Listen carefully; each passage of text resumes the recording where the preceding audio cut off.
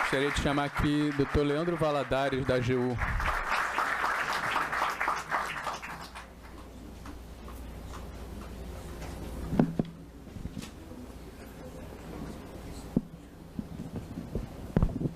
Boa tarde a todos. Nós já estamos entrando na última hora da audiência pública.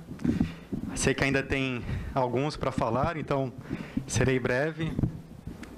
Antes de mais nada, quero louvar a iniciativa do MPF do Rio de Janeiro de fazer essa audiência, já que é um tema que realmente interessa não somente aos membros desse grupo religioso, mas a todos os 200 milhões de brasileiros. Já que o que está em jogo aqui é o direito do paciente e as suas escolhas existenciais. Então, sou membro da AGU, Advocacia Geral da União, e me interesso muito por esse tema. Já estudo ele há quase 20 anos, tenho alguns artigos também sobre esse tema, então, eis o motivo de eu estar aqui. Mas o meu tema hoje vai ser bem objetivo. É sobre a autonomia privada do paciente. O que é a autonomia? É a sua autodeterminação. Direito que o paciente tem de fazer as suas próprias escolhas, sem nenhuma interferência. Bem, estamos todos de acordo que deve-se respeitar a autonomia do paciente. Não vi ninguém até agora que foi contra isso. Mas o ponto aqui é o seguinte: e num caso onde você permitir que esse paciente exerça a sua autonomia, possa causar um dano irreversível ou até a morte desse paciente.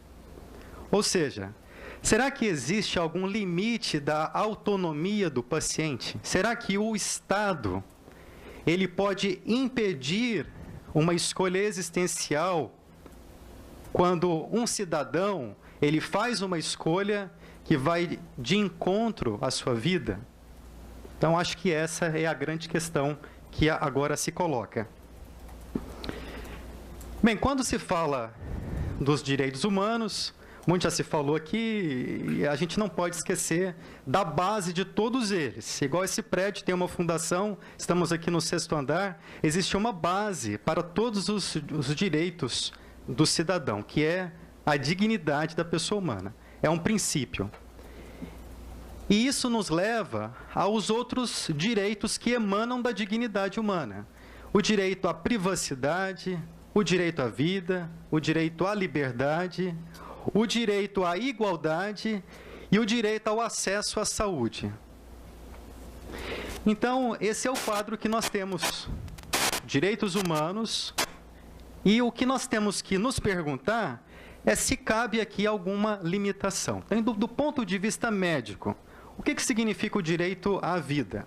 Do ponto de vista médico, é preservar a vida biológica do paciente. Isso a todo custo. O médico jura lá que vai salvar a vida do paciente. Isso tem como base o princípio da bioética da beneficência. Então, o médico entende o que é melhor para o seu paciente, então ele faz de tudo. E num caso de iminente risco de morte, ele se sente no direito de passar por cima da autonomia do seu paciente. Mas do ponto de vista jurídico, o que é o direito à vida? É apenas o aspecto biológico? Não. Do ponto de vista jurídico, o direito à vida significa uma vida com dignidade, significa a autonomia da pessoa. Ou seja, permitir que a pessoa faça suas próprias escolhas. Daí vem o direito à liberdade religiosa. Que isso significa que quando você faz uma escolha existencial com base numa crença, isso então tem um peso ainda maior. Diante disso, pode-se afirmar que não existe meia autonomia. Ou você vai olhar para o seu paciente ou para o cidadão como sendo autônomo nas suas escolhas, ou não, independente do estado emergencial onde ele se encontra. E quem é que disse isso? Foi o próprio ministro Luiz Roberto Barroso, aqui do Rio de Janeiro, né? Olha, achei tão interessante essa frase dele, quando ele fala que a transfusão compulsória viola, em nome do direito à saúde ou do direito à vida, a dignidade humana, que é um dos fundamentos da República Brasileira, não sendo permitido ao Estado impor procedimento médico recusado pelo paciente. E por que é assim? Porque nós temos o artigo 5º, inciso 2, que fala que ninguém pode ser coagido, obrigado a fazer algo, senão em virtude de lei. Existe alguma lei que impõe ao cidadão, em estado de iminente risco de morte, ele ser transfundido à força? Não existe essa lei. E é por isso que o Estado não impede que alguém vá dar uma ajuda humanitária lá na Síria, correndo um alto risco de vida, ou não impede que vocês talvez pulem aqui lá do morro aqui do Rio de Janeiro de paraquedas. Alguns já morreram nessa prática, mas é livre. Então, se não se impede que um cidadão coloque em risco a sua vida, porque ele escolhe assim entender, talvez pela prática de um esporte radical, um hobby, uma aventura, se permite isso. Por que no caso de um paciente que está lutando para viver, porque ele está no hospital, ele buscou auxílio médico, ele busca a vida, mas não apenas uma vida do aspecto biológico, uma vida com dignidade, em respeito à sua consciência, em respeito à sua liberdade religiosa. É por isso que, voltando naquela pergunta, o Estado não tem o direito de impedir o paciente. Se é para se tratar de modo autônomo, o paciente, quer você e eu concordemos com esta religião ou não, temos que respeitar a vontade do paciente. Se ele estiver lúcido, capaz, e expressou de uma forma livre, por meio do seu livre consentimento informado, que ele não quer ser transfundido em hipótese alguma. Isso é algo inegociável. E eles fazem isso. Eles preenchem um documento que, mesmo que eles estejam inconscientes no hospital, ali tem um documento que eles já fizeram anteriormente, que diz que eles não querem, não vão aceitar de forma alguma uma transfusão. Então, neste caso, deve-se respeitar a vontade do paciente.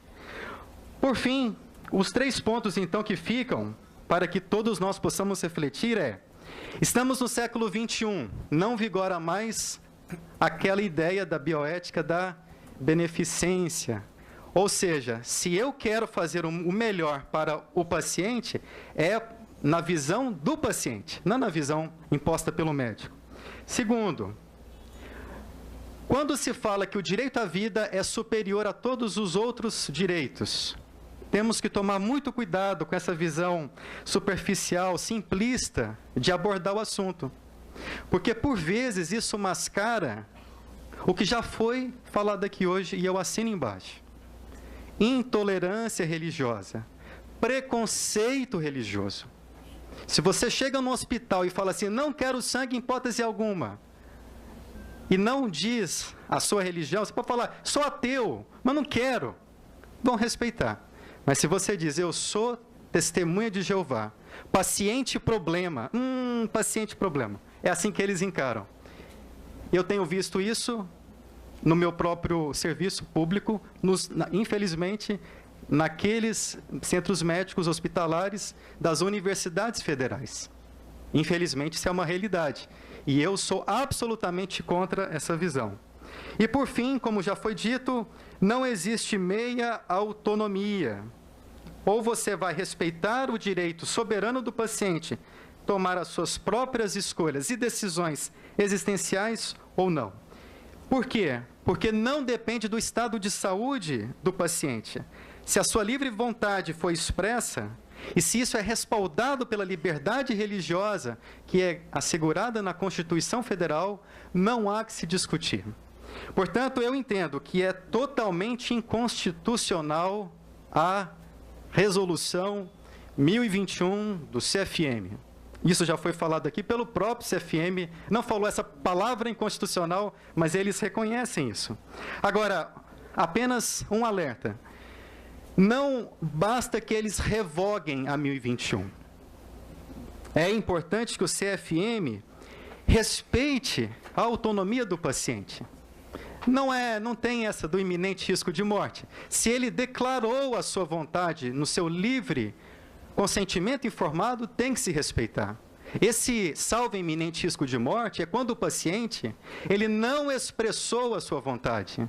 Aí o médico, é claro, que não vai perguntar para ele, você quer receber transfusão de sangue? Às vezes ele nem consegue falar na hora, está num estado de emergência. Aí sim, salvo iminente risco de morte, o médico não vai perguntar, não vai ouvir a opinião do paciente. Mas se ele expressou isso previamente, é necessário mudar. Portanto, eu espero que esta audiência pública, espero não, tenho certeza que essa audiência pública é um fato histórico. Acho que vocês sabem que nunca houve uma audiência pública com esse tema no Brasil. Louvo a iniciativa do MPF e espero que vocês alcancem bons resultados. Obrigado. Obrigado.